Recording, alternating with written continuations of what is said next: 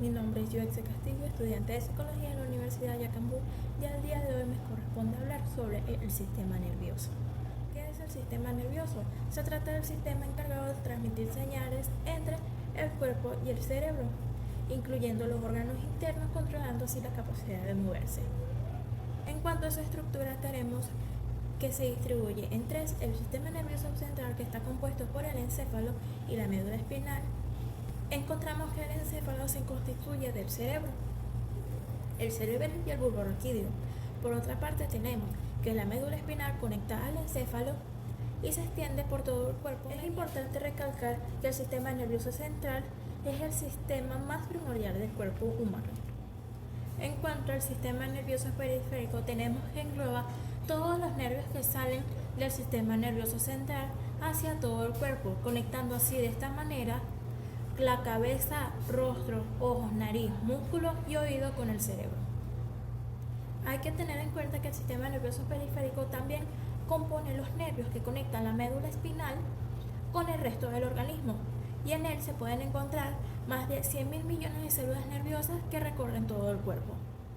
Con respecto al sistema nervioso autónomo, tenemos que es el encargado directamente de la regulación de determinados procesos del organismo. De esta manera, ayuda a controlar las funciones de la presión arterial, la frecuencia cardíaca, entre otros. Luego tenemos que es el cerebro. El cerebro es un órgano que centraliza la actividad del sistema nervioso y además es el órgano más complejo del cuerpo. Tenemos que tener en cuenta que el cerebro tiene un peso estimado de 1.300 gramos y contiene millones de neuronas. Con respecto a las partes del cerebro humano, tenemos en cuenta que se distribuye en 5 partes.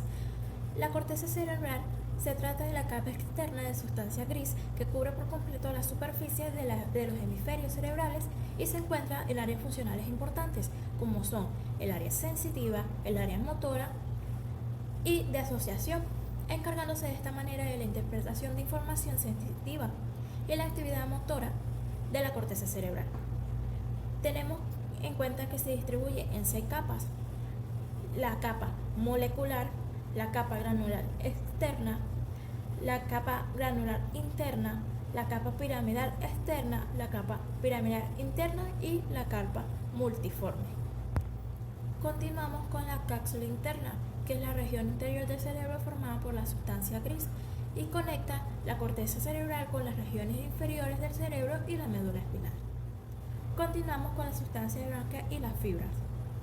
Esta está ubicada en el área subcortical, que es el área de los tejidos más profundos del cerebro, y contiene fibras nerviosas que son llamadas axones, las cuales son extensiones de las células nerviosas, y estas fibras se rodean de una capa llamada mielina, que hace la función de envoltura de este. En cuanto a los hemisferios, tenemos que se divide en 2: el hemisferio derecho, que es el encargado de la creatividad y las emociones, y el hemisferio izquierdo, que es el encargado del racionamiento y el aprendizaje.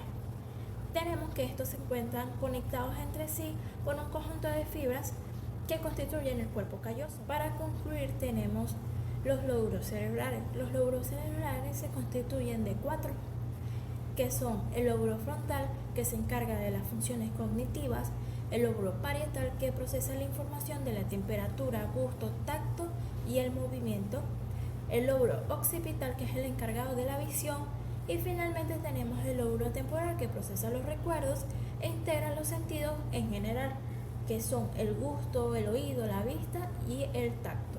Muchísimas gracias.